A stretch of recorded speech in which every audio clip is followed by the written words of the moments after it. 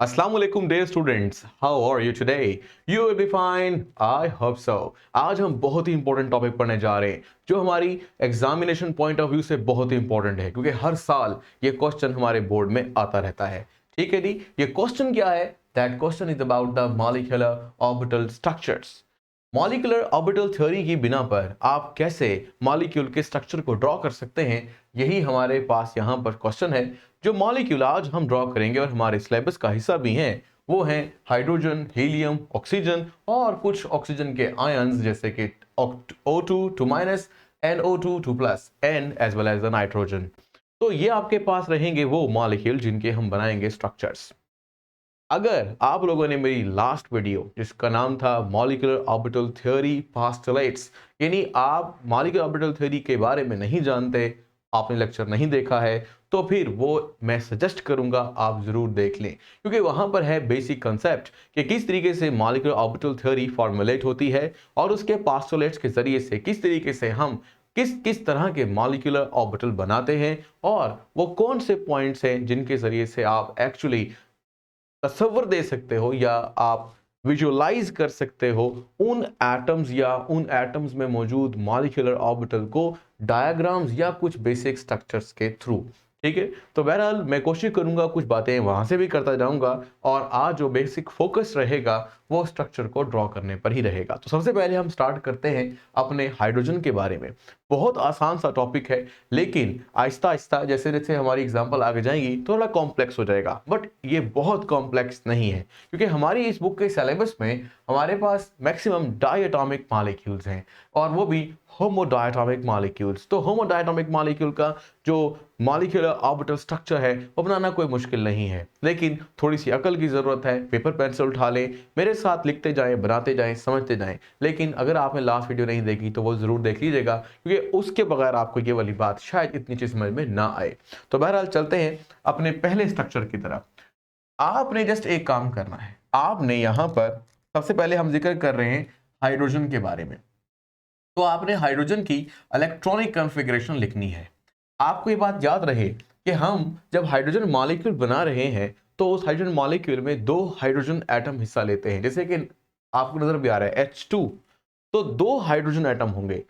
एक hydrogen atom के लिए जो सिचुएशन है वही सिचुएशन दूसरे एटम के लिए भी है क्योंकि दोनों एटम सेम है। तो हम वन टाइम लिखेंगे एटम की कॉन्फ़िगरेशन लेकिन उसको टू टाइम्स कंसीडर करेंगे, दोनों एटम्स के लिए वो सेम है।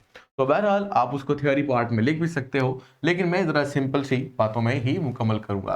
तो हाइड्रोजन की अगर इलेक्ट्रॉनिक कॉन्फ़िगरेशन करें तो आपको पता है इट इज़ 1s1। अब 1s1 अगर एक हाइड्रोजन एटम की है तो दूसरे हाइड्रोजन एटम की भी क्या होगी 1s1। ठीक है, तो टू टाइम्स कंसीडर करना है, सेम टू सेम। अब आप कहें करना क्या है? करना वही है कि दो एटम आपस में करीब आएंगे, दोनों एटम के पास एटॉमिक ऑर्बिटल है जैसे उनका नाम 1s और 1s है। एटॉमिक ऑर्बिटल आपस में क्या करेंगे? कंबाइन या ओवरलैप। उस ओवरलैप के नतीजे में कुल अगर दो मिल रहे हैं तो दो ही नए मॉलिक्यूलर ऑर्बिटल बनेंगे और यही बेसिक मॉलिक्यूल है। यानी मॉलिक्यूल में इलेक्ट्रॉन जिस जगह पे रहते हैं वो मॉलिक्यूलर ऑर्बिटल है। ठीक है जी, तो ये थोड़ा सा कंसेप्ट मैंने थ्योरी से दिया है लेकिन अब आसान सी बात करते हैं, ये आपने जितना याद कर लेनी है और बड़ी जल्दी से याद हो जाएगी। तो हाइड्रोजन एटम को हाइड्रोजन एटम के करीब लाएंगे तो एक हाइड्रोजन एटम का 1s ऑर्बिटल दूसरे हाइड्रोजन के 1s ऑर्बिटल के साथ ओवरलैप करेगा। तो भाई यही करेंगे आप। देखिए भाई, सबसे पहले मैं इसे स्टार्ट कर रहा हूं नीचे से और इसका मतलब आपको समझ में आ जाएगा कि मैं ऐसा क्यों कर रहा था और किस तरह से आपको डायग्राम्स को लिखना है या स्ट्रक्चर्स को बनाना है वो मैं साथ साथ बताता जाऊंगा आपको। तो हम स्टार्ट कर रहे हैं यहां से। देखिए भाई, सपोज कर लीजिए कि ये हमारे पास एक ऑर्बिटल है जिसका नाम है एटॉमिक ऑर्बिटल और ये एटॉमिक ऑर्बिटल किसका है? एक हाइड्रोजन एटम का। तो आप यहां बेशक चाहें तो H भी लिख सकते हैं। ठीक है जी, हाइड्रोजन आपके पास ये रहा।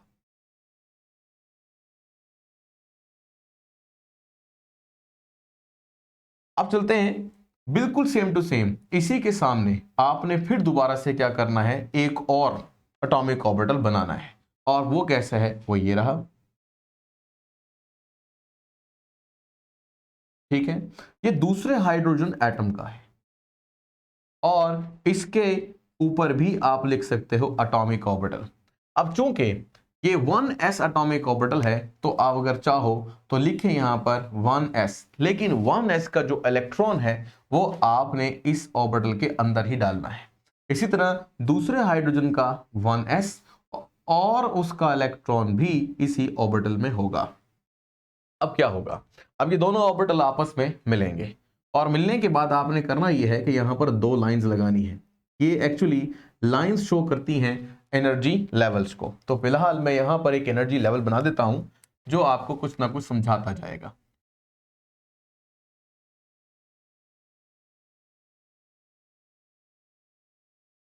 ये जरा बड़ा करके बनाया है।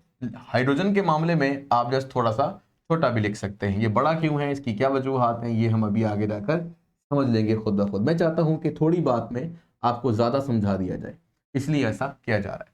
हाँ जी, अब आपने करना क्या है, ये दो एटॉमिक ऑर्बिटल मिलेंगे तो थ्योरी कहती है कि दो ही नए मॉलिक्यूलर ऑर्बिटल बनेंगे।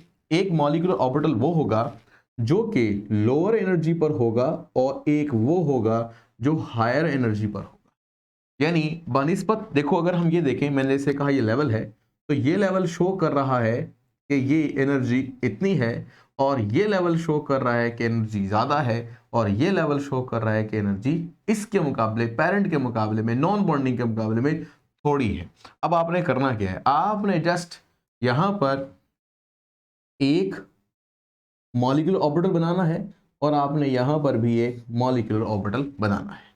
अब क्या करेंगे, अब आपने इनको, वैसे तो ये तो जरूरी नहीं है, इतना काफी होता है, बट ये है कि हम इसको ऐसे करके जरा दिखा देते हैं। हमारी किताब ने भी दिखा दिया है तो हम भी जरा इसको ऐसे करके लिख लेते हैं।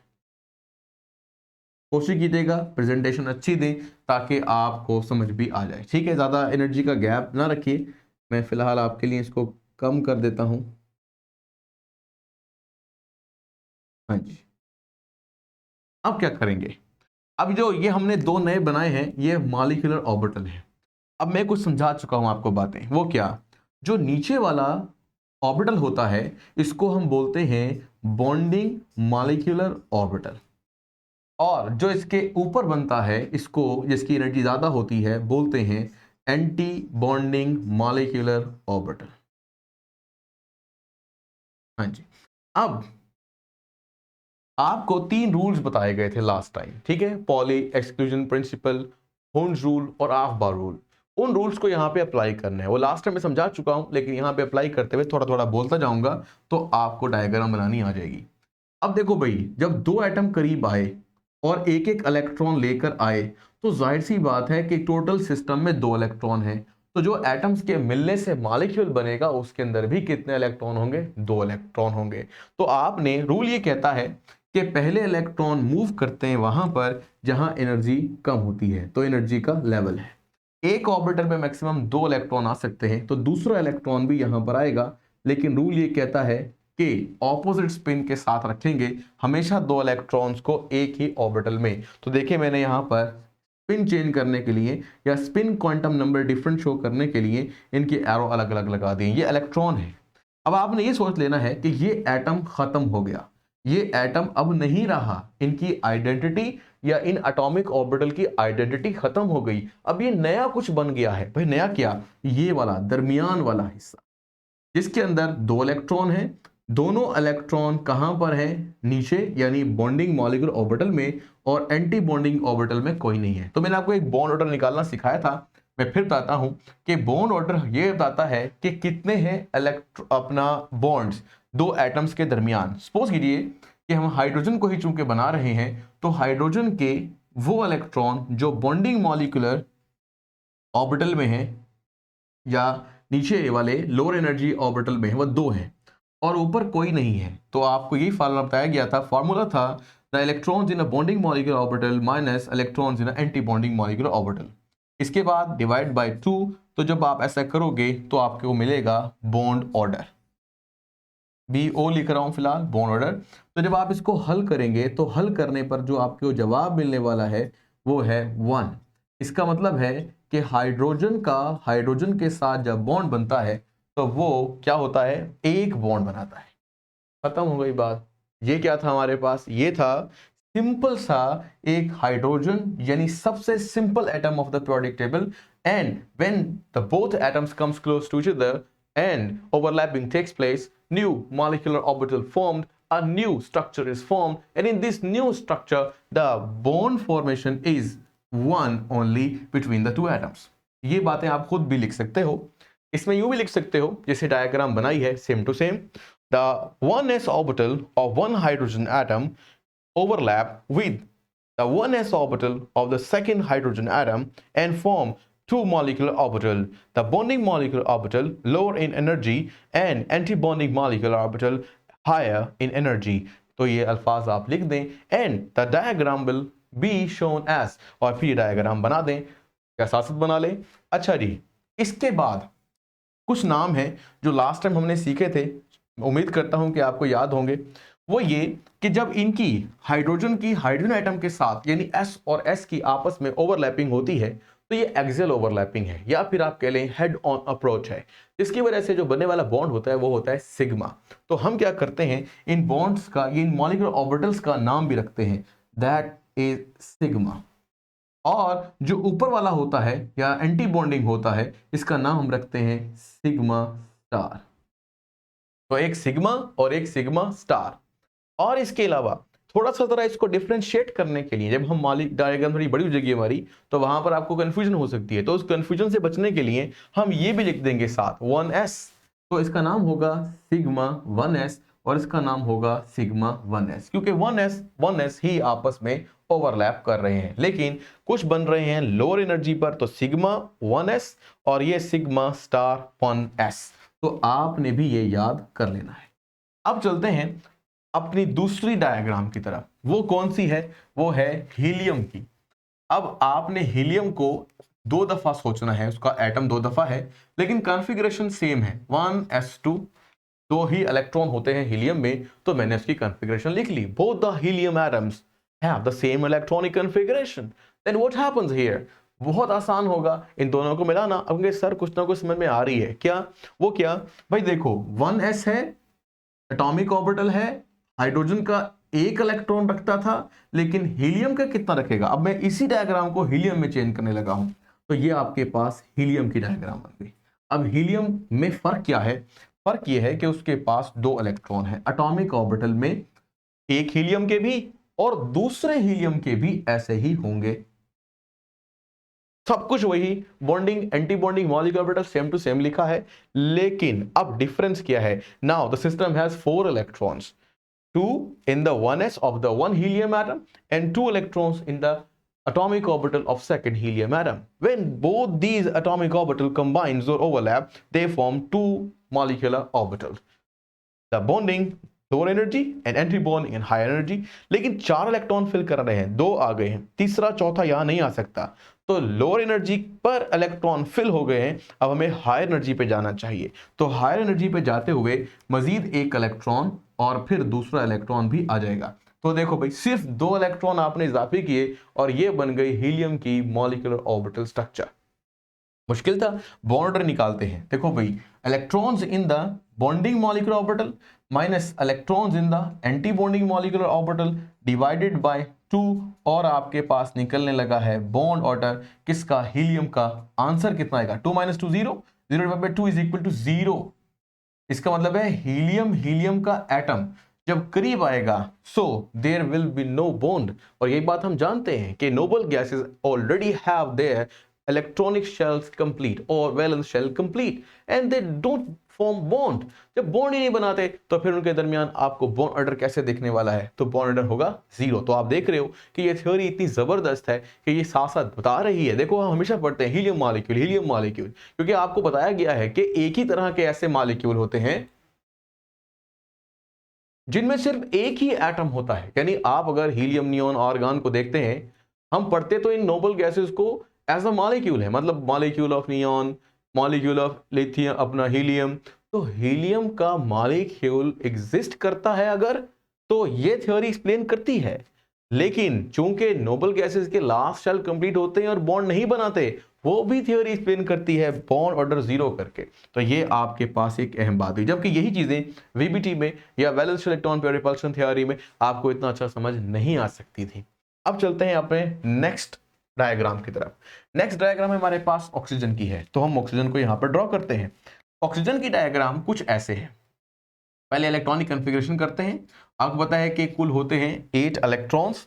तो भाई क्या करना है, एक बात याद रहे कि जो ऑक्सीजन की है वही फ्लोरीन की भी है, यानी F2 O2 भी और F2 भी। तो आपने, अगर मैं तो समझा रहा हूं आपको ऑक्सीजन जो कि हमारे सिलेबस का हिस्सा भी है, अगर आपने प्रैक्टिस के लिए ड्रॉ करनी हो डायग्राम तो आप F2 की भी ड्रॉ करके देखिएगा और मुझे दिखाइएगा, मैं देखता हूं कि फिर वो सही बनाइए या नहीं। एनी हाउ, O2 O2 के अंदर 2 ऑक्सीजन, एक ऑक्सीजन की एटॉमिक कॉन्फ़िगरेशन इलेक्ट्रॉन 8, उसकी एक की करेंगे दूसरे की खुद ब खुद रहेगी। तो भाई क्या लिखोगे 1s2, फिर उसके बाद 2s2, डीजेनरेट ऑर्बिटल लिखने हैं 2px 2py और 2pz।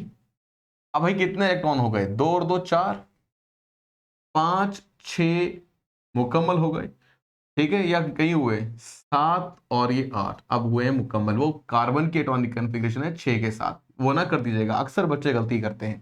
तो भाई देखो, पहले रूल ये कहता है, यानी आपको जो 3 रूल्स बताए गए थे कि अगर एक से ज्यादा ऑर्बिटल्स आपके पास एम्प्टी हो और आपके पास इलेक्ट्रॉन भी हो तो सारे इलेक्ट्रॉन्स को पहले सेम स्पिन के साथ डालो। ये मैंने कल सिखाया था आपको, तो बहरहाल वो दोबारा बोल रहा हूं। तो जब वो बच जाए फिर दोबारा फिल करते रहो ऑपोजिट स्पिन के साथ। तो ये आपके पास नजर आ रहा है ऑपोजिट स्पिन के साथ आ गया, ये 1 1। लो भाई 1s2 2s2 2px 2py 2pz same to same है। अच्छा, अगर मैं आपसे कहूं कि ये वाली और ये वाली यानी 1s2 और 1s2 में फर्क है, कोई फर्क नहीं है। तो अगर मैं यूं लिख दूं 1s2 की जगह पर हीलियम, तो आपने अक्सरोकात ये देखा होगा कि आपको इस तरीके से हीलियम लिखा हुआ नजर आता है। तो इसका मतलब ये होता है कि हीलियम यहां पर मौजूद है, ठीक है, यहाँ हीलियम की इलेक्ट्रॉनिक कॉन्फ़िगरेशन है। तो ये मैंने लिख दिया, अगर आप चाहो तो लिखो, ना चाहो तो मर्जी है आपकी, ना लिखें। बट इससे फायदा है, फायदा ये क्या है, फायदा ये है कि जो हीलियम की मॉलिक्यूलर स्ट्रक्चर थी वो पहले बनानी है फिर आगे चलना है, ठीक है, यानी इलेक्ट्रॉनिक कॉन्फ़िगरेशन ये जो की है ये है, यानी अब यही स्ट्रक्चर ऑक्सीजन का भी है, ठीक है। ऑक्सीजन के अंदर थोड़े से ऑर्बिटल ज्यादा हैं तो स्ट्रक्चर भी थोड़ा सा बड़ा होगा, इजाफी होगा, लेकिन ये जो स्ट्रक्चर है ये बना रहेगा। अब मैं जहां हीलियम लिख रहा था वहीं पर मैं लिखूंगा ऑक्सीजन। अब मैं आपको एक बात बता रहा हूं कि हमारे जो बुक में या हमारे एग्जाम में जो क्वेश्चंस आते हैं वो ऑक्सीजन और नाइट्रोजन के आते हैं, तो ये ऑक्सीजन में लिख रहा हूं, ठीक है जी। तो ऑक्सीजन, ये ऑक्सीजन है, फिलहाल OX लिखते हैं ताकि आपको परेशानी ना हो, आप पूरा लिखिएगा ऑक्सीजन, जगह कम है मेरे पास। तो ऑक्सीजन का एक एटम, ऑक्सीजन का दूसरा एटम, ऑक्सीजन का 1s दूसरे ऑक्सीजन का 1s, आपस में की क्या ओवरलैपिंग, बनाए नए molecular orbital, same to same structure है। लेकिन आप कहेंगे सर अभी बाकी तो है ना, हाँ अभी 2s भी है। अब मैं आपको 1s तो सिखा चुका हूं, तो 1s और 2s में क्या फर्क आएगा, बस जहां 1 लिखा है वहां पर आपने 2 लिखना है। देखो बनाकर देखते हैं अभी। तो देखो भाई, ये इसी के ऊपर आपने एक डायग्राम और बना लेनी है। ये 1s है तो ये आपके पास 2s है, ये आपके पास एनर्जी लेवल्स हैं। जाहिर सी बात है 1s अगर जो हीलियम का आपको नजर आ रहा है 1s2 तो यहां पर भी है, वो न्यूक्लियस के ज्यादा करीब है, जो न्यूक्लियस के ज्यादा करीब होता है उसकी एनर्जी कम होती है, इसलिए हमने इसे नीचे बनाया है, ठीक है, क्योंकि ये हमारे पास एक एनर्जी प्रोफाइल है। ये एनर्जी प्रोफाइल बता रही है कि इलेक्ट्रॉन्स में अगर ऊपर बनाते जाएंगे तो एनर्जी भी बढ़ती जाएगी, तो हम भी उसी तरीके से बना रहे हैं। That's why I started from the bottom. आपने भी बॉटम से ही स्टार्ट करना है क्योंकि एनर्जी लेवल की जो आपको कंसेप्ट मिलने वाले हैं वो इसी से मिलेंगे, ठीक है जी। अब आगे चलते हैं। जब हम आगे चले तो आपने यही डायग्राम दोबारा बना दी,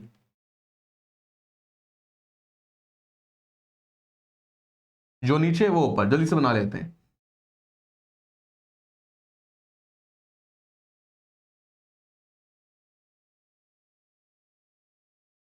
अब क्या करना है, ये ऊपर बनाया था ऊपर ही बना लें।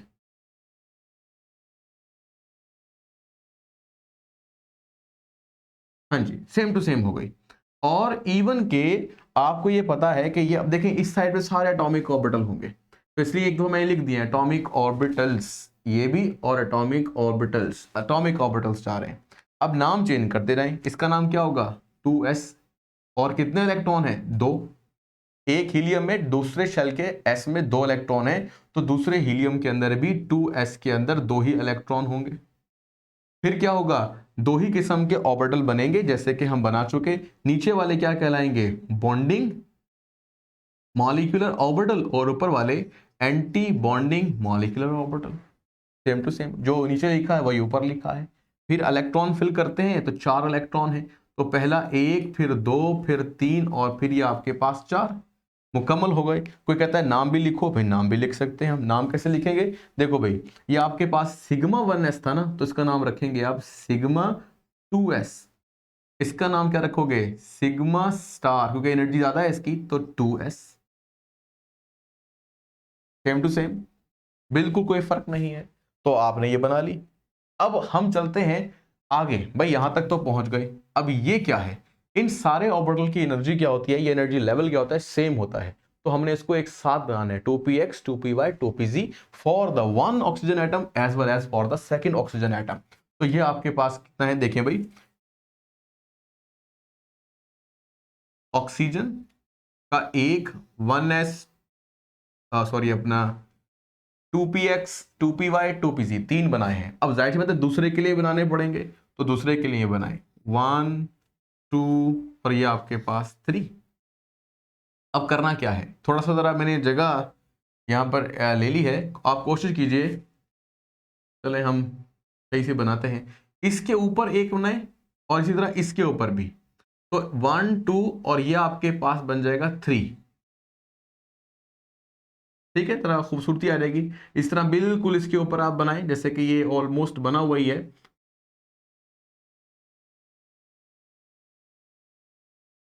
ठीक है,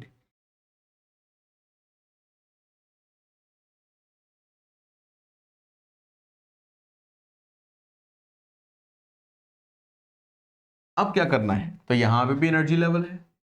अब जाहिर सी बात है कि 2p ज्यादा दूर होते हैं न्यूक्लियस से, तो वो फिर 1s 2s से ऊपर ही होंगे, तो ऊपर ही बनाए गए हैं।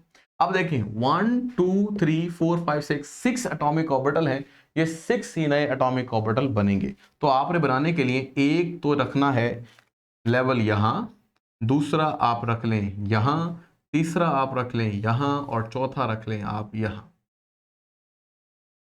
जरा मैं करीब करीब बना रहा हूं जगह के एतबार से, लेकिन आपने अपनी कोशिश करना है कि एक पेज पर एक ही बने, ठीक है जी, ताकि वो खूबसूरत बने। उसके साथ आप बॉन्ड क्या कहते हैं ऑर्डर भी लिख सको और आप उसका एनर्जी प्रोफाइल भी लिख सको। मैंने अभी इनकी एनर्जी प्रोफाइल जो ऑर्बिटल्स की या कह लीजिए इलेक्ट्रॉनिक कॉन्फ़िगरेशन है, यहाँ पे इलेक्ट्रॉनिक कॉन्फ़िगरेशन भी है, मॉलिक्यूलर इलेक्ट्रॉनिक कॉन्फ़िगरेशन जो एनर्जीज के एतबार से लिखी जाती है, वो मैं लास्ट में लिखूंगा।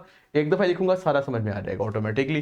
तो आपने हर एक मॉलिक्यूल के लिए अलग अलग लिखनी है, वो बताते जाएंगे। देखो भाई, पहले आपने यहाँ पे लगाना है एक एटम, एक मॉलिक्यूलर ऑर्बिटल, और यहाँ आपने 2 मॉलिक्यूलर ऑर्बिटल, फिर आपने 2 मॉलिक्यूलर ऑर्बिटल, और ये एक।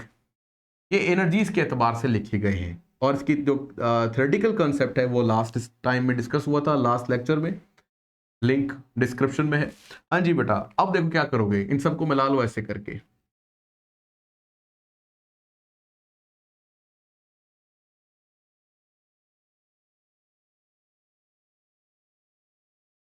ऊपर से भी ऐसे।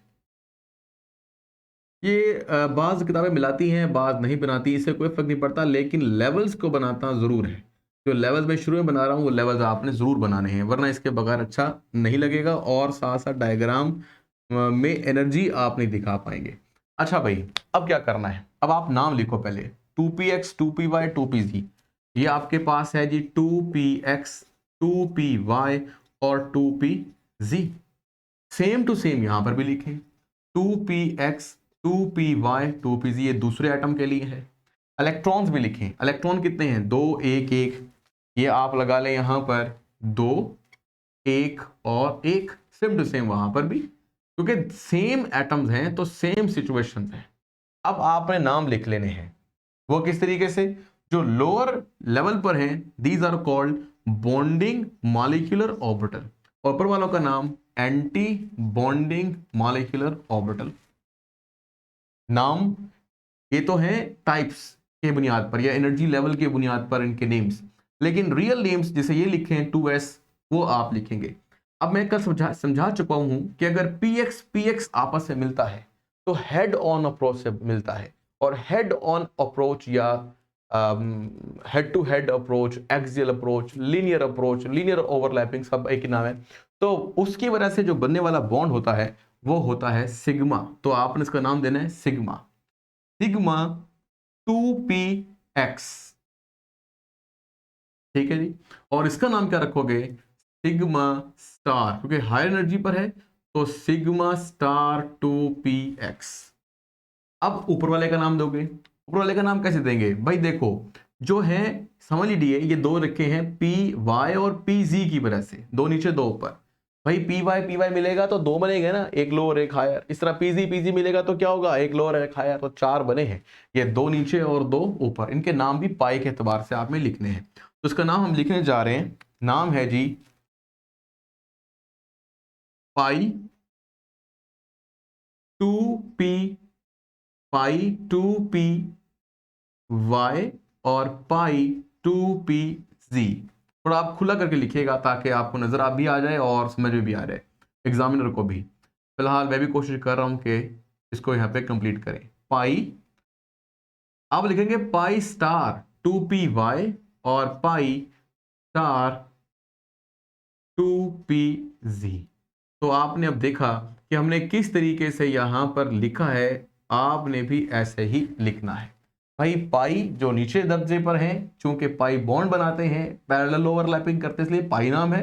और ये कौन करते हैं? पी वाई और पीजी, इसलिए वो नीचे जो दो मॉलिक्यूलर ऑर्बिटल बने हैं, दो। देखो भाई 2py 2pz मिले थे 2py 2pz के साथ, पैरेलल ओवरलैपिंग की थी, चार मिले थे, चार ही नए बनेंगे। तो इन चारों को आपने दो नीचे और दो ऊपर करके लिखना है, जो हमने कल थ्योरी के एतबार से समझा था। तो बेटा ये आपके पास सिंपल सी बन गई डायग्राम। इस डायग्राम में अब जो लास्ट रह गया वो क्या है? वो है इलेक्ट्रॉन्स। ये इलेक्ट्रॉन्स आप कैसे फिल करेंगे? तो इलेक्ट्रॉन भाई फिल करने में आते हैं, चार और चार कुल 8 इलेक्ट्रॉन। पहले इलेक्ट्रॉन लोअर एनर्जी पे लेके जाने हैं और फिल कर देने हैं। फिर इलेक्ट्रॉन्स कहां जाएंगे? वन और वन, क्योंकि अगर एक से ज्यादा ऑर्बिटल अवेलेबल हो, मॉलिक्यूलर ऑर्बिटल भी और एटॉमिक ऑर्बिटल दोनों में सेम सिचुएशन आती है यहां पर। तो मॉलिक्यूलर ऑर्बिटल अगर अवेलेबल हो तो क्या करेंगे? पहले दोनों को एक एक electron with same spin place करेंगे, और फिर उसके बाद इलेक्ट्रॉन बच जाएंगे तो फिर वो ऑपोजिट स्पिन के साथ उसी लोअर एनर्जी लेवल पर फिल करेंगे। अभी भी आप देखो यह 6 आ गए हैं और दो बाकी बचे हैं। तो दो बाकी बचे हैं, उनको फिर आपको अपर लेवल पे ले जाना पड़ेगा विद द सेम रूल्स। तो अब आप देख रहे हो कि एंटी बॉन्डिंग मॉलिक्यूलर ऑर्बिटल में आपके पास कितने इलेक्ट्रॉन हैं? दो। और बॉन्डिंग मॉलिक्यूलर ऑर्बिटल में कितने हैं? 6। कल हमने सीखा था कि अगर इन इलेक्ट्रॉन्स की तादाद बॉन्डिंग और एंटी बॉन्डिंग मॉलिक्यूलर ऑर्बिटल में सेम हो जाए तो क्या होता है? फिर बॉन्ड नहीं बनता। लेकिन हम बड़े खुश नसीब हैं कि ऑक्सीजन के मॉलिक्यूल में वो इलेक्ट्रॉन जो बॉन्डिंग मॉलिक्यूलर ऑर्बिटल में वो ज़्यादा है। और कल यही बात सिखाई थी कि अगर रग़बत और मोहब्बत ज़्यादा हो तो फिर बॉन्डिंग बन जाती है, बनिस्बत किसके? उस नफरत के जो ये पैदा कर रहे हैं। तो ये लोग कम हैं, ये ज़्यादा हैं, ये अट्रैक्शंस या ये अफेक्शंस कम हैं और ये ज़्यादा हैं। तो दैट्स वाई ये बॉन्डिंग है और बॉन्ड बनाएगी। अब सवाल ये है कि कितने बॉन्ड बनाएंगे, कितने आदमी थे? ऐसे नहीं, यहाँ पे लिखना है कितने बॉन्ड थे। अब देखो भाई कितने बॉन्ड थे भाई, बताओ जरा जल्दी जल्दी मुझे। हम लिख रहे हैं बॉन्ड ऑर्डर, किसके लिए? ऑक्सीजन मॉलिक्यूल के लिए। बॉन्डर ऑक्सीजन के लिए नहीं, ऑक्सीजन मॉलिक्यूल के लिए। कभी आप एटम के लिए लिख दो। इस तरह यहाँ पर क्या लिखा था? हीलियम मॉलिक्यूल के लिए, और ये हाइड्रोजन मॉलिक्यूल के लिए H2। हाँ भाई इलेक्ट्रॉन्स इन द, अच्छा इसमें एक बात समझाते हैं आपको। दो तीन तरीके से बुक्स निकालती हैं। सारे बॉन्डिंग्स को गिन लो, मतलब दो, फिर दो, चार और 6, कितने हो गए? 10, 10 माइनस, फिर एंटी बॉन्डिंग्स को गिन लो, 2, ये हो गए 2, और फिर एंटी बॉन्डिंग में 2, कितने हो गए? 4, तो ये हो गए 4।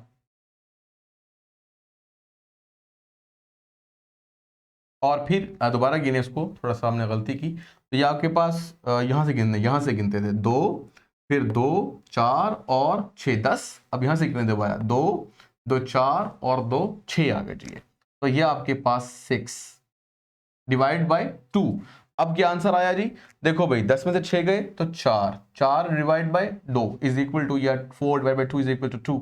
तो ये निकल आया जी बॉन्ड ऑर्डर। इसका मतलब है कि ऑक्सीजन का ऑक्सीजन के साथ डबल बॉन्ड होगा, हीलियम का हीलियम के साथ कोई बॉन्ड नहीं होगा, हाइड्रोजन का हाइड्रोजन के साथ एक बॉन्ड होगा।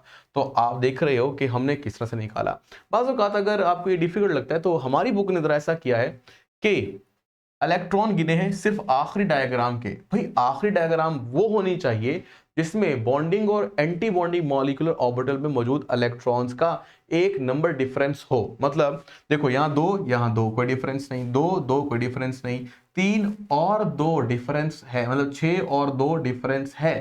यानी इन 3 ऑर्बिटल में जो इलेक्ट्रॉन्स हैं वो ज्यादा हैं और इन 3 के अंदर 2 है कम है। तो इसको गिन लो बस, तो इसको भी गिन सकते हैं। कितने? 6 - 2। तो भाई देखो 6 - 2 divided by 2 is equal to 2।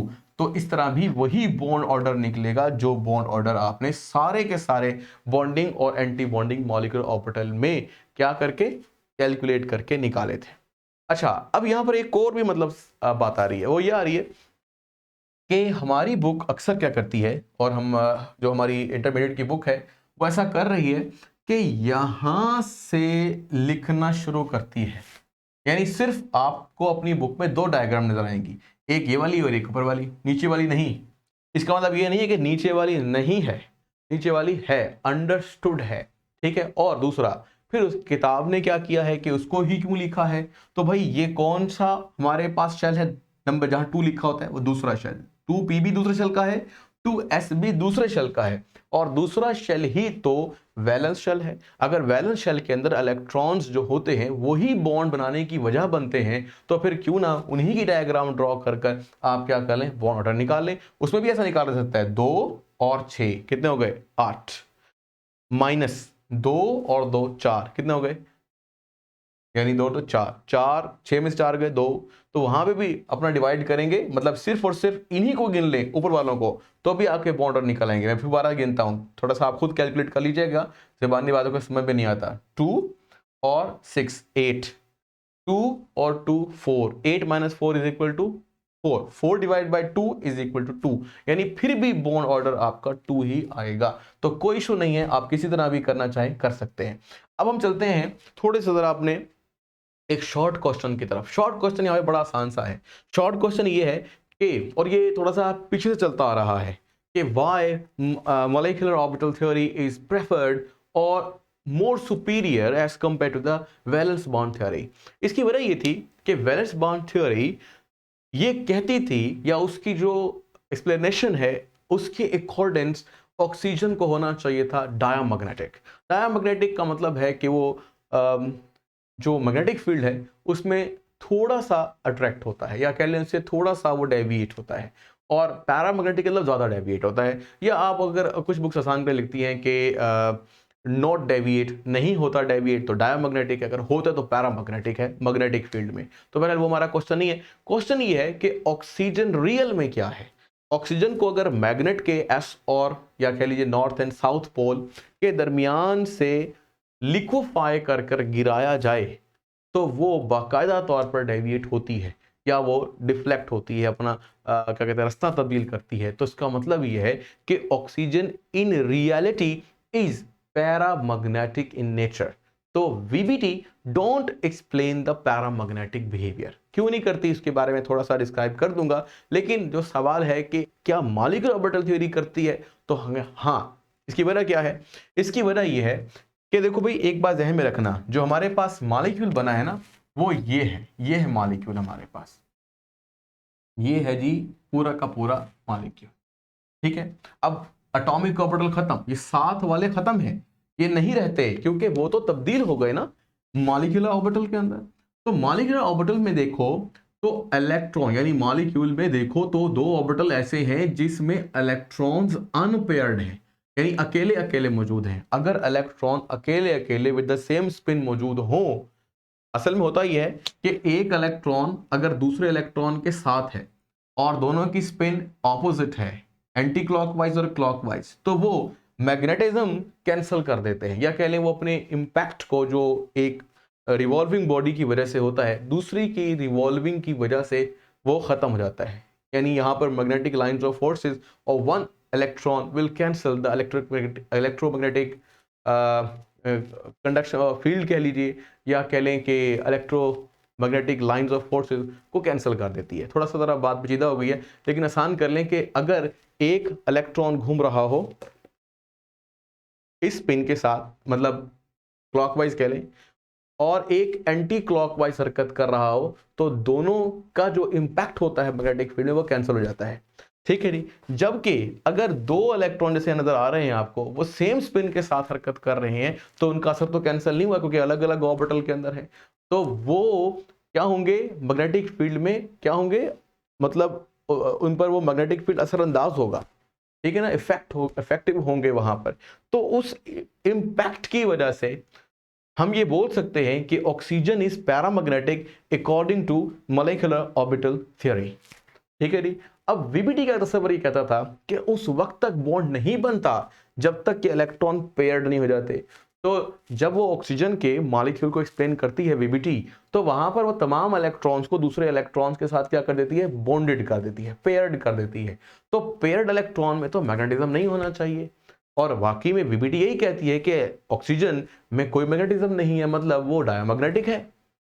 ठीक है ना, थोड़ा सा जरा कंसेप्ट हम यहाँ पे हल्का ले रहे हैं कि डायमैग्नेटिक मतलब वो कोई असरअंदाज नहीं होता, लेकिन अक्सर में होता ही है कि डायमैग्नेटिक वीकली अट्रैक्ट होता है टूवर्ड्स द मैग्नेटिक फील्ड, और पैरामैग्नेटिक हाईली अट्रैक्ट होता है। फिर थोड़ा सा और भी मजीद वजाहते हैं, लेकिन अब आपने समझ लिया कि वीबीटी हमेशा इलेक्ट्रॉन्स को पेयर्ड बनाने के बाद बॉन्डिंग बनाती है, और इसलिए वीबीटी के मुताबिक ऑक्सीजन डायमैग्नेटिक है। लेकिन यहां पर हम देख रहे हैं कि बॉन्ड ऑर्डर हमें दो बता रहा है कि बॉन्ड भी है, और इलेक्ट्रॉन अपनी सेम स्पिन के साथ अलग अलग ऑर्बिटल में अनपेयर्ड मौजूद है, जो कि इसके पैरामैग्नेटिक होने को शो करता है।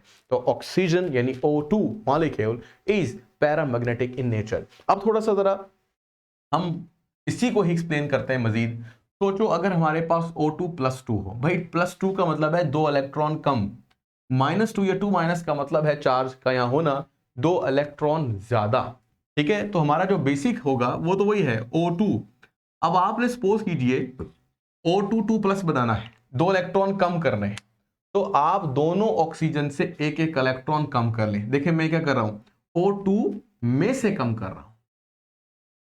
अब जाहिर सी बात है दो इलेक्ट्रॉन कम हो गए, तो फिर ये दो इलेक्ट्रॉन भी कम हो जाएंगे। अब जो आपको डायग्राम नजर आ रही है, ये नजर आ रही है O2 की। क्लियर हो गई बात। अब मैं क्वेश्चन करता हूं, O2 इज पैरामैग्नेटिक और डायमैग्नेटिक, तो आपका आंसर क्या होगा? इसका आंसर यकीनन ये होना चाहिए कि O2 is diamagnetic because there is no unpaired electron in molecule of O2 तो डायमैग्नेटिक। ये आपका एमसीक्यू आता है कि O2 इज डैश। ठीक है ना, ABC ऑप्शन होते हैं, उसमें पैरामैग्नेटिक डायमैग्नेटिक होता है। तो आपको पता होता है भाई ऑक्सीजन तो पैरामैग्नेटिक है according to the molecular orbital theory. आप फौरन जनाब क्या लगा देते हैं, पैरामैग्नेटिक। गलत जवाब। तो जवाब सही ये है कि O2 क्या है, डायमैग्नेटिक। ठीक है जी। अब दोबारा से काम करते हैं, वापस चलते हैं ऑक्सीजन के पास और ऑक्सीजन के इलेक्ट्रॉन फिर लगाते हैं। ये देखो भाई, ये ऑक्सीजन के इलेक्ट्रॉन हमने लगा दिए हैं। अब O2 बन गया। अब O2 से बनाओ आप O2 अब O2 का मतलब है एक एक इलेक्ट्रॉन इजाफी होगा दोनों ऑक्सीजन पर। तो देखो भाई, पहले तो मैं वही इलेक्ट्रॉन वापस कर रहा हूं जो O2 के डायग्राम के लिए जरूरी थे। अब मैं इसमें एक एक इलेक्ट्रॉन इजाफी करूंगा, तो देखो भाई एक इलेक्ट्रॉन हमने यहां पर क्या कर दिया है, ये कर दिया है, और एक इलेक्ट्रॉन ये। अब जो नया स्ट्रक्चर बनेगा उसके मुताबिक जाहिर सी बात है दो इलेक्ट्रॉन एक्स्ट्रा भी होंगे। अब जो आपको डायग्राम नजर आ रही है ये O2 की। ठीक है जी। तो O2 अब बताओ पैरामैग्नेटिक है डायमैग्नेटिक है? तो आप कहेंगे, क्या कहेंगे, समझ में आ गई है। यानी अब कहेंगे कि ये भी डायमैग्नेटिक है क्योंकि इसमें भी अनपेयर्ड इलेक्ट्रॉन मौजूद नहीं है, फिर पेयर्ड हो गए। तो ये दोनों के दोनों आयंस क्या होंगे, डायमैग्नेटिक या पैरामैग्नेटिक? दोनों के दोनों डायमैग्नेटिक। लेकिन O2 अकेला क्या होगा, पैरामैग्नेटिक। अच्छा, यहां पर हमारा एमसीक्यू और भी आ जाता है समटाइम, या एंटी टेस्ट का क्वेश्चन आ जाता है कि भाई बॉन्ड ऑर्डर लिखो, O में तो कोई भी लिया जा सकता है। फिलहाल डायग्राम बनी हुई है O2 की, तो इसका बॉन्ड ऑर्डर लिखो। तो कहेंगे ठीक है जी, कर लेते हैं। आखिरी डायग्राम ले लें, ये 6 इलेक्ट्रॉन है, तो लिखो भाई ये आपके पास 6 इलेक्ट्रॉन है, -4। अब के बाद हमने यहां पर 4 ले लिया, तो जो आपके पास आंसर आने वाला है 6 - 4 is equal to 2 divide by 2। Answer आया जी 1। तो bond order of O22 minus is 1, यानी only there is a single bond between the two oxygen atom in oxygen negative molecule, ठीक है, या O22 minus। तो आपने देखा कि आप बॉन्ड ऑर्डर भी निकाल सकते हैं, आप स्ट्रक्चर अब तक सीख चुके हैं, hydrogen helium oxygen O22 plus O22 minus, यानी 1 2 3 4 5 डायग्राम हो चुकी है हमारी, यही के यही सेम कंसेप्ट, कोई इशू नहीं था। तो आपने देखा कितना आसान था। फिलहाल मैं ऑक्सीजन का जो ऑर्बिटल स्ट्रक्चर है वो वापस रिटर्न कर रहा हूं, यानी ये 2 इलेक्ट्रॉन जो मैंने इजाफी लगाए थे ये निकाल रहा हूं ताकि आपको कंफ्यूजन ना हो। ये भी इलेक्ट्रॉन, तो ये O2 का स्ट्रक्चर है, पैरामैग्नेटिक है और आपको लिए बड़ा आसान है। अब चलते हैं अपने लास्ट स्ट्रक्चर की तरफ। जो हमारा लास्ट स्ट्रक्चर है वो है जी molecular orbital structure of nitrogen. ये कैसे बनाएंगे भाई? इसकी भी वही की वही इलेक्ट्रॉनिक कॉन्फ़िगरेशन करेंगे, कर ले। देखिए मैं करके दिखाता हूं, लेकिन इस दफा आपने ये करना है कि नाइट्रोजन में 7 इलेक्ट्रॉन लेने हैं। तो 1s2 की जगह पर वही लिख देते हैं हीलियम, ताकि आपको ये बात पता चले कि ये स्ट्रक्चर वैसे का वैसा ही है। अच्छा देखो भाई, इसके बाद क्या लिखते हैं? 2s2 2px 2py और 2pz। एक इलेक्ट्रॉन एक इलेक्ट्रॉन एक, क्या पूरे हो गए इलेक्ट्रॉन्स? देखो भाई यहां पर कितने इलेक्ट्रॉन है? 2 4 5 6 7, पूरे हो गए भाई। यानी अब के बार इसके 2s में 2 इलेक्ट्रॉन, 2px में 1 इलेक्ट्रॉन, 2py में 1 इलेक्ट्रॉन, 2pz में 1 इलेक्ट्रॉन। अगर मैं चाहूं तो मैं इसी स्ट्रक्चर को ही नाइट्रोजन के स्ट्रक्चर में चेंज कर सकता हूं। सिर्फ क्या करना है, 1 इलेक्ट्रॉन हटाना है यहां से। लेकिन ऑक्सीजन और नाइट्रोजन के स्ट्रक्चर में थोड़ा सा चेंज है। जैसे मैंने अभी आपसे कहा है कि ऑक्सीजन मिलता जुलता है किससे? F2 से, तो ये मैंने यहां पर लिखा। इसी तरीके से अगर आपको कहता है कि नाइट्रोजन जैसा स्ट्रक्चर और बताओ, तो B2 और C2 स्ट्रक्चर भी है। तो आप घर प्रैक्टिस कर सकते हैं B2 के लिए, BE2 के लिए भी कर सकते हैं और साथ N2 के लिए। हमारा असल में यहाँ पर एक कंपैरिजन भी होगा कि नाइट्रोजन और ऑक्सीजन के मॉलिक्यूलर स्ट्रक्चर में थोड़ा सा फर्क आ जाता है। ये फर्क क्यों आ जाता है, कैसे आ जाता है, इसके बारे में मैं आपको बताता हूं। इसके लिए एक काम करना है आपने, ये डायग्राम बिल्कुल सेम टू सेम बनानी है, नीचे वाली भी। लेकिन फर्क क्या आएगा? यहां पे आप लिखोगे ऑक्सीजन नहीं बल्कि नाइट्रोजन के एटॉमिक ऑर्बिटल, यहां पर भी ऑक्सीजन की जगह नाइट्रोजन, बाकी सेम टू सेम। बस फर्क आना है इस डायग्राम में। तो ये डायग्राम में दोबारा बनाता हूं नाइट्रोजन के लिए, थोड़ा सा इसको देखते हैं। तो ये हमने बना लिया है नाइट्रोजन के लिए थोड़ा सा एक स्केच, ताकि टाइम थोड़ा सा बचा लिया जाए। हाँ जी, अब देखें क्या करना है हमने। अब हमने करना ये है कि सारा कुछ, ये डायग्राम तो वैसे लिखनी है जैसे मैंने कहा, तो मैं यहाँ लिख रहा हूँ नाइट्रोजन के एटॉमिक ऑर्बिटल, पहले नाइट्रोजन के और ये दूसरे नाइट्रोजन का एटॉमिक ऑर्बिटल, ठीक है जी। इसकी जगह पे आप क्या लिखोगे? 2s और 2s, ये रहा आपके पास 2s और ये रहा आपके पास 2s। दोनों के पास 2-2 इलेक्ट्रॉन है। यहां से नहीं देखना, एक्चुअली आपने यहां से देखना है 2s2। तो देखो भाई ये 2s2, एक के लिए भी वही तो दूसरे के लिए भी वही। अब इसको भरना है, भरने के लिए जल्दी कर लेते हैं। 1 2 पहले नीचे आएंगे, तीसरा चौथा ऊपर जाएगा, ठीक है।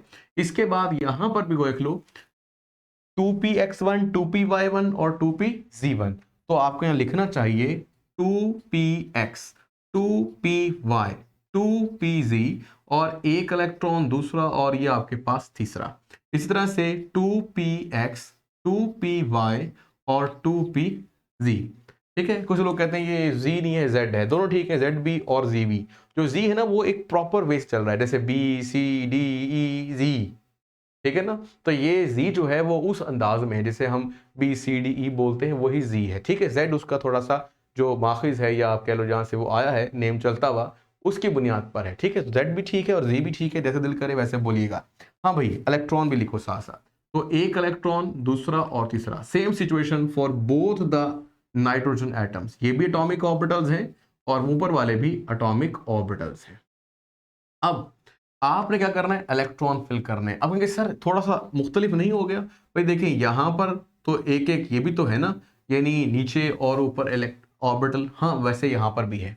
तो यही चीज यहां पर थोड़ा डिफरेंस क्रिएट करेगी। देखिए आप सोचें कि मैंने एक्चुअली एक जहन अपने दिमाग में बना लीजिएगा। वैसे इसकी इतनी ज़रूरत नहीं है, लेकिन कंसेप्चुअली थोड़ा बनाया है, इसलिए उसके एतबार से ही लिखूंगा।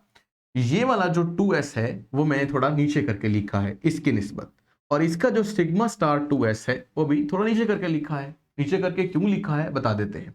इतना समझ तो आ जाता है ना कि मैंने कुछ एनर्जी कम करने की कोशिश की है। मतलब मैं बता रहा हूं कि सिग्मा 2s जो कि नाइट्रोजन का है उसकी एनर्जी सिग्मा 2s जो ऑक्सीजन का है से कम है।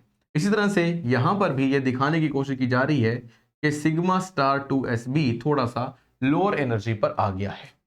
अब वहां पर देखो, ये जो आपके पास सिग्मा 2px है ना, वहां पर भी है, लेकिन वहां पर ये कहां है। सपोज कीजिए कि मैंने ये वाले ऑर्बिटल सेम टू सेम यहां पर बनाए हैं, लेकिन ये वाला ऑर्बिटल जो 2px का है वो मैं बना रहा हूं ऊपर करके यहां पर, ठीक है। और इसको चलो जोड़ देते हैं, डायग्राम कम हो जाएगी। और बिल्कुल सेम टू सेम जो आपके पास ये है सिग्मा स्टार 2px, ये भी इसके एनर्जी लेवल की निस्बत थोड़ा सा ऊपर बना रहे हैं।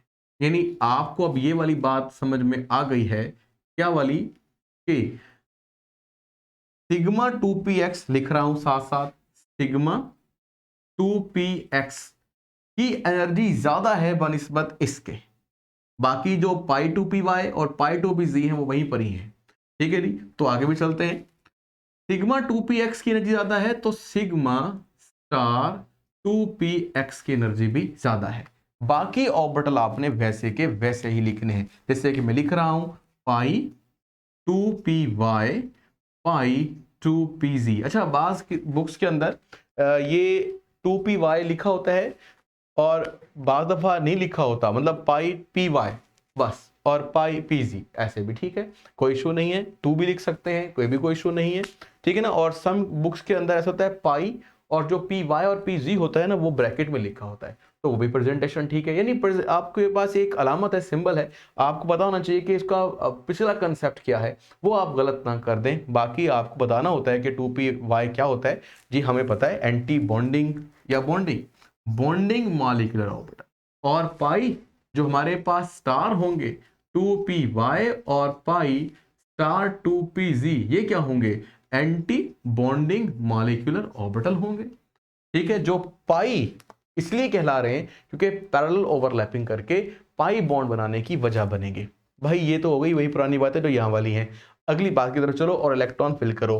इलेक्ट्रॉन फिल करना वही रहेंगे, 3 और 3 6 इलेक्ट्रॉन है, तो 1, ये आपके पास 2, फिर 3, ये 4, ये 5 और 6, 6 के 6 electron anti bonding molecular orbital में कंप्लीट हो गए। तो अगर मैं आपसे कहता हूं कि मुझे इसका बॉन्ड ऑर्डर निकाल के दो, तो आप बॉन्ड ऑर्डर कैसे निकालोगे। देखो यहां निकालते हैं इसका bond order. Bond order for the N2,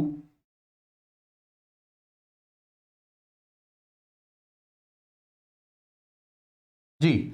अब देखो भाई, बॉन्ड ऑर्डर N2, अब करना क्या है, अब करना ये है कि आपको लिखना है electrons in the bonding bonding molecular orbital minus electron in the anti bonding molecular orbital.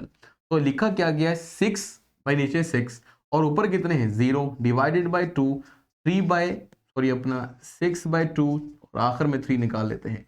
ये 3 क्या निकला जी, ये 3 निकला इसका बॉन्ड ऑर्डर। इसका मतलब है कि नाइट्रोजन के साथ कितने बॉन्ड बनाएगा, 3 बॉन्ड बनाएगा।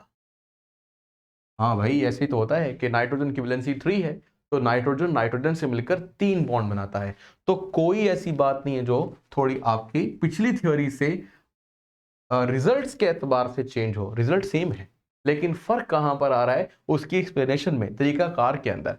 एक बात याद रहे, मैंने किताब की तरह ये 2 डायग्राम ही ड्रॉ की हैं। आप अगर चाहो तो तीसरी भी ड्रॉ कर सकते हो, बट टाइम बचाओ, जैसे बुक में किया है वैसे ही करें। अब उस बहस पर आते हैं जो आखिरी बहस है, ये भी एक शॉर्ट क्वेश्चन है, और ये है कि why sigma 2px is at higher level in nitrogen molecule. ये हमने क्या बनाया, नाइट्रोजन। फिलहाल मैं इसको जरा लिख देता हूं ताकि आप लोग परेशान ना हो। N2 और ये क्या है जी, O2। तो N2 में ऐसा क्यों हुआ, या O2 में ऐसा क्यों है कि इसमें नीचे और उसमें ऊपर है? ये हमारे पास एक सिंपल सा क्वेश्चन है। इस क्वेश्चन का आंसर बहुत ही आसान सा है, इसको थोड़ा सा एक्सप्लेन करते हैं। ये भी थ्योरेटिकल एक आंसर है। देखिए बेटा, आपने यूँ सोचना है कि देखो, यहाँ पर जो मसला है वो है 2s और 2p का, दोनों में है 2s भी और 2p भी। 2s की वजह से क्या बनते हैं? सिग्मा 2s और सिग्मा स्टार 2s, और 2p की वजह से क्या बनता है? ये 2p एक्चुअली x है एक्चुअली, ठीक है ना। तो 2px क्या बनाता है? वो भी को 2 बनाता है, सिग्मा 2px और सिग्मा स्टार 2px। तो इन दोनों में क्या इशू है? देखो, अगर सोचो कि हमारे पास एक क्या है, एटम है, ये जी हमारे पास एक एटम, ये उसका न्यूक्लियस है, ठीक है। इसके बाद ये हमारे पास क्या है? ये हमारे पास है पहले शेल का 1s, फिर उसके बाद ये क्या हमारे पास? दूसरे शेल का 1s, 1s नहीं 2s, ठीक है। फिर उसके बाद क्या आएगा? तीसरे, नहीं भाई नहीं, दूसरे शेल का 2p। तो यही आप गलती ना कीजिएगा, तो ये आपके पास p। अच्छा, अब जो मैं p बनाने लगा हूं, क्योंकि इसमें डीजेनरेसी है, इसलिए मैं इसको कुल 3 टाइम्स बना रहा हूं। ये 2p ही बना रहा हूं, लेकिन जो ये नीचे वाली लाइन बनाई है वो शो कर रही है 2px को, जो दरमियान वाली है वो शो कर रही है 2py को, और सबसे आखिरी वाली जो है वो 2pz को शो कर रही है। तो आपने देखा कि एक्चुअली दूसरे शेल में 2s 2px और 2py 2pz मौजूद हैं, लेकिन जो इशू है वो ये है कि ऐसा होता है नाइट्रोजन जैसे मॉलिक्यूल में, जैसे B2 C2 N2 में, जो 2s और 2px, 2s और जो 2px है वो इंतहाई करीब होते हैं, इंतहाई करीब, ठीक है। मैं थोड़ा सा इसको स्पेक्ट्रोस्कोपिकली बता देता हूं कि हमें कैसे पता चलता है बहुत करीब होते हैं। लेकिन फिलहाल एक बात सोचें कि 2s और 2px इंतहाई करीब होते हैं। अगर मैं आपसे कहूं कि भाई इसका दो शेल्स या दो एनर्जी लेवल्स की अगर एनर्जी देखें, तो एक की एनर्जी होगी E1 और दूसरे की होगी E2, या यूं कह लीजिए 2s की होगी E1 और 2px की होगी अगर E2। तो आप इन दोनों का क्या निकाल सकते हो? Energy difference.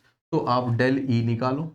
जब आपने डेल E निकाला, तो डेल E निकालने के बाद यानी E2 माइनस E1, ये है एनर्जी डिफरेंस, ठीक है जी। तो एनर्जी डिफरेंस गौर कीजिएगा। अगर मैं कहूं कि मेरे पास नाइट्रोजन है, ठीक है, चलो मैं सबके लिए लिख देता हूं, थोड़ी थोड़ी सी चीजें हैं वैसे यहां पर ऐड कर लें। Boron, carbon, nitrogen. तो बोरोन के लिए ये जो एनर्जी डिफरेंस आ रहा है ये हमारे पास है 554, 554। कार्बन के लिए 846 और नाइट्रोजन के लिए 1195, यानी 1195। अच्छा, अभी समझ नहीं आई, एक दफा यहां भी देख लें। यहां मैं लिख रहा हूं ऑक्सीजन के लिए, तो ऑक्सीजन के लिए है ये 1595, ठीक है। फ्लोरीन का, ये सब आपके पास एमसीक्यू है बेटा, ये याद कर लीजिएगा। तो ये फ्लोरीन के लिए है 2078। तो आप देख रहे हो कि ये वैल्यूज या एनर्जी डिफरेंसेस ज्यादा है। जितना एनर्जी डिफरेंस ज्यादा होता है इसका मतलब है फासला काफी बड़ा है। जितना एनर्जी डिफरेंस कम होता है तो इसका मतलब होता है कि फासला थोड़ा है, थोड़ा है। जब फासला थोड़ा है यानी किसके दरमियान? 2s और 2px के दरमियान, तो इन दोनों के आपस में मिलने का इम्कान पैदा हो जाएगा। ये मिलने का इम्कान क्या है? ये एक्चुअली आप समझ सकते हैं जैसे हाइब्रिडाइजेशन, जैसे हम करते हैं ना 1s, एक एटम का 1s और 2p आपस में मिल गया, मतलब एक s और एक p जिसका नाम 2p है मिल गया। नई बात समझ आई? s और p मिल गए तो क्या बना? sp hybridised orbital. एक s और दो p मिल गए तो sp2 हाइब्रिडाइज्ड ऑर्बिटल। तो बिल्कुल इसी तरीके से s और p के मिलने की वजह से क्या होता है? एनर्जी गैप बहुत कम होने की वजह से मिलते हैं ये। तो क्या होता है? हाइब्रिडाइजेशन। हाइब्रिडाइजेशन के नतीजे में क्या होता है? जितने ऑर्बिटल मिलते हैं उतने ही नए बनते हैं। हमने सीखा था हाइब्रिडाइजेशन, अगर आपने टॉपिक नहीं पढ़ा तो लिखें hybridization, Umair Khan academy at the YouTube आपको 3 वीडियोस मिल जाएंगी, तीनों वीडियोस अलग अलग तरह के मॉलिक्यूल्स पर मुश्तमिल हैं। तो बेटा बात यहाँ पर यह है कि आपके पास एनर्जी गैप के कम होने की वजह से बहुत ही क्लोजली पैक्ड कह लो या क्लोज ऑर्बिटल्स आपस में हाइब्रिडाइज हो जाते हैं। अब ना एस एस रहा ना पी पी रहा, वहां भी ऐसा था।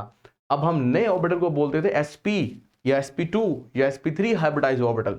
तो ना अब s 100% s है और ना p 100% p है, बल्कि एक मिलावट है। इस मिलावट के बाद चाहे आप इनका नाम बोल लो sp हाइब्रिडाइज ऑर्बिटल, ये जब कितने हैं, 2, ये जब 2 आपस में मिलते हैं तो फिर 2 ही नए आपस में बनते हैं, यानी S और P जो नए बनते हैं अब वो 100% कोई नहीं है।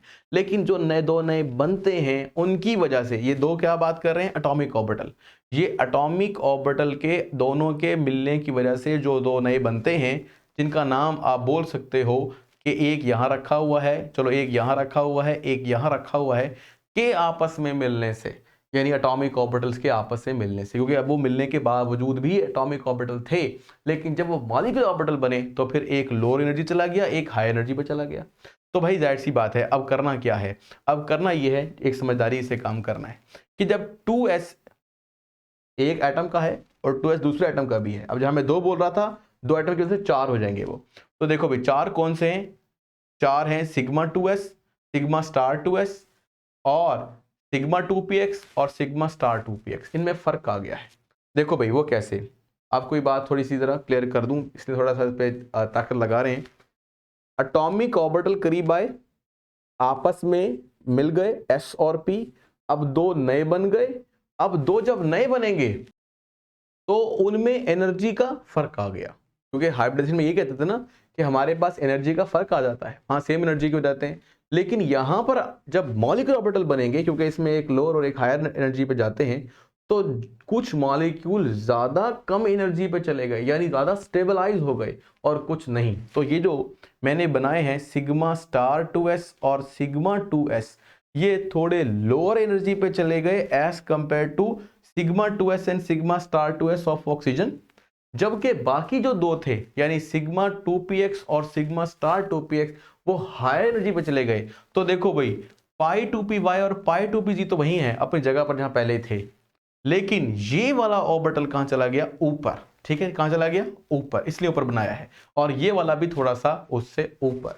तो मेरे ख्याल से आपको रीजन समझ में आ गई होगी कि भाई किस तरीके से ये ऑर्बिटल ऊपर चले गए। मतलब देयर इज अ, अब सादा तरीन जो आपने एग्जाम में लिखना है, आप कहेंगे there is a possibility of the mixing of या hybridization of the 2s and 2px in nitrogen molecule. In this way, the newly formed orbital are formed in such a way that some molecular orbital gets lower energy and become more stable, whereas and 2 of them sigma 2px and sigma star 2px becomes or goes at a higher level. तो कोई higher level पर और कोई lower level पर, lower की वजह से वो नीचे आ गए और हायर की वजह से वो ऊपर चले गए। तो ये क्यों हुआ है, ये मैंने आपको एक डिफरेंस भी बता दिया है कि देखो भाई इन मॉलिक्यूल में जो एनर्जी डिफरेंस है वो कम है, इन मॉलिक्यूल में एनर्जी डिफरेंस ज्यादा है, इसलिए ये मॉलिक्यूल ऐसे बनाए जाएंगे और वो वाले मॉलिक्यूल वैसे बनाए जाएंगे। तो अब तक आपको ये हो गई सारी की सारी स्ट्रक्चर्स। अब एक पॉइंट रह गया अहम। देखें भाई 3 पॉइंट होते हैं जो आपने डिस्कस करने होते हैं। जब आपके पास क्वेश्चन आएगा draw the molecular orbital structure of oxygen, तो आपको 2-3 बातें करनी पड़ेंगी। एक तो आपको बनाना पड़ेगा पूरा स्ट्रक्चर, थोड़ा सा उसको करना पड़ेगा एक्सप्लेन, मैंने जो आपने बनाया वही लिखा है, नंबर 1। नंबर 2 पे आपको बनाना पड़ेगा उसका बॉन्ड ऑर्डर, कि भाई बॉन्ड ऑर्डर क्या है, 2। और नंबर 3 इलेक्ट्रॉनिक कॉन्फ़िगरेशन। तो इलेक्ट्रॉनिक कॉन्फ़िगरेशन या एनर्जेटिक्स वो थोड़ा सा हम यहाँ पे डिस्कस कर लेते हैं आखिर के अंदर। अब आपने ये देखना है कि ये हमारे पास एक एनर्जी प्रोफाइल थी, या कह लें एनर्जी को शो करने वाला एक एरो था, और इस एरो पर जिस तरीके से अरेंज हो रहे हैं मॉलिक्यूलर ऑर्बिटल वो आपने तरतीब से लिख देने हैं। मैं तरतीब से लिखता हूं और आप देखते जाओ। सबसे पहले लिखना है आपने सिग्मा 1s। ठीक है, मैं किसके लिए लिख रहा हूं, मैं लिख रहा हूं ऑक्सीजन के लिए। ठीक है, आप नाइट्रोजन के लिए खुद लिखिएगा, आपको समझ में आ जाएगी, बता मैं दूंगा वैसे। ठीक है जी, पहले हम स्टार्ट करते हैं। आपके पास ये है सिग्मा 1s। ठीक है, अच्छा फिर इसके बाद यहां पर आप डाल दें बेशक ब्रैकेट सिग्मा 1s। और सिग्मा 1s में कितने इलेक्ट्रॉन हैं? 2, तो आप ऊपर लिख सकते हैं 2। ठीक है जी।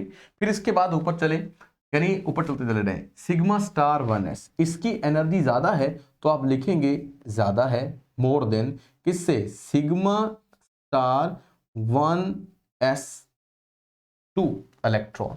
फिर आगे चलते हैं, अब उसके ऊपर क्या आता है? सिग्मा 2s, सिग्मा 2s के अंदर 2 इलेक्ट्रॉन, जिसकी एनर्जी या जिससे ज्यादा एनर्जी है किसकी? सिग्मा स्टार 2s से। ठीक है, बाज़ जगह ब्रैकेट भी लगी नहीं होती, लेकिन उसका कोई इशू नहीं है, ऐसे लिख लें जैसे लिखते थे ना 1s2 2s2 2p6, तो ये वही लिख रहे हैं, लेकिन वो एटॉमिक ऑर्बिटल के एतबार से थी, ये मॉलिक्यूलर ऑर्बिटल के एतबार से, वो एटॉमिक से और ये मॉलिक्यूलर। हाँ भाई आगे लिखो, कहां तक पहुंच गए? यहां पर अब लिखो सिग्मा 2px, सिग्मा 2px की एनर्जी कम है किससे? पाई 2py, तो लिखेंगे पाई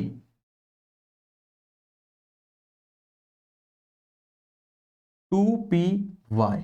लेकिन अब आप देख रहे हो, क्या देख रहे हो कि ये पाई 2py पाई 2pz के तो बराबर बराबर है, तो आपने लिखना है इक्वल टू, यानी बराबर है किसके? पाई 2pz के।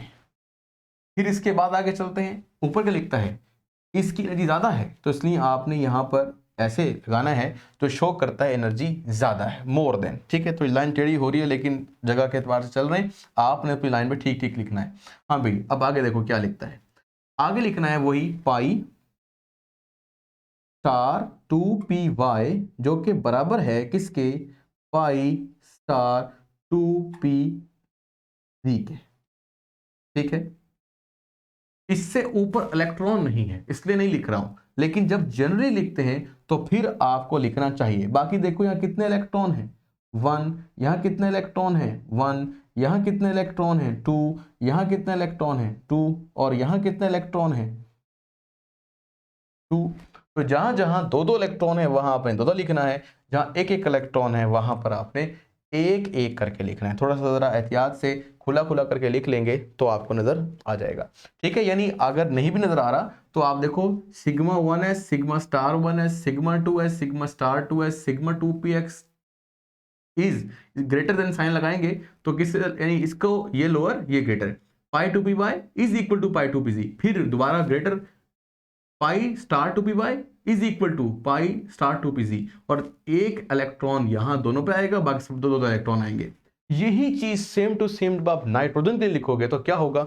बस फर्क ये होगा कि सिग्मा 2s के बाद यहां आता था पाई 2px, यहां आ जाएगा pi 2py is equal to pi 2pz, फिर आएगा सिग्मा 2px, फिर आएगा pi star 2py is equal to pi star 2pz, फिर बेशक ये लेना लिखें इलेक्ट्रॉन नहीं है इनके अंदर। अब हमारी बुक ने दो जगह पर एनर्जेटिक्स या इलेक्ट्रॉनिक कॉन्फ़िगरेशन शो की है। जो बॉन्ड एनर्जेटिक्स उसने शो की है मॉलिक्यूल में, वो इस तरह लिखी है, लेकिन उसमें इलेक्ट्रॉन नहीं लिखे ऊपर। यानी अगर जनरली लिखो, भाई किसी मॉलिक्यूल के लिए लिखना है, यानी ये याद रहे कि अगर आप लिखते हो बोरोन, कार्बन, नाइट्रोजन जैसे मॉलिक्यूल्स के लिए, फिर आपको इस तरह का बॉन्ड ऑर्डर लिखना है, बॉन्ड ऑर्डर लिखना है, इसी तरह की ही इलेक्ट्रॉनिक कॉन्फ़िगरेशन। और जब आपने इस तरह के मॉलिक्यूल लेने ऑक्सीजन, फ्लोरीन, तो फिर इस हिसाब से लिखना है। तो ये वाली जो लाइन है ये बड़ी कीमती है, इस लाइन को अच्छी तरीके से आप लिखें और समझने की कोशिश करें, इंशाल्लाह ये आपको आ जाएगा। ये तीसरा पॉइंट था, हर डायग्राम में आपको ये चीज़ भी लिखनी है, डायग्राम थोड़ी सी वजाहत के साथ। नंबर 2 बॉन्ड ऑर्डर, और नंबर 3 आपके पास इलेक्ट्रॉनिक कॉन्फ़िगरेशन ऑफ मॉलिक्यूल। तो भाई थक गए हैं तो भाई मेहनत तो करनी पड़ेगी, केमिस्ट्री है, आसान काम तो नहीं है। तो कोशिश किया करें कि भाई, मैं कहता हूँ ना खुश रहें, तो आप खुश रहने की कोशिश खुशी खुशी में पढ़ा करें। फर्स्ट टाइम केमिस्ट्री पढ़ा करें, फिर उसके बाद जो मर्जी पढ़ना है पढ़ें, ठीक है, ताकि आप सो ना जाएं। तो इस वक्त रात के तकरीबन 1 बजा है और मेरी एनर्जी भी काफ़ी डाउन हो रही है, लेकिन देखें मैंने सारा बिल्कुल ठीक पढ़ाया है अल्हम्दुलिल्लाह। तो बात यह है कि आपने भी बेटा फुल कोशिश करनी है अगर आपने मार्क्स अच्छे लेने हैं तो। और लाइक करें, subscribe and share, like, subscribe, share and take care. अल्लाह हाफिज़।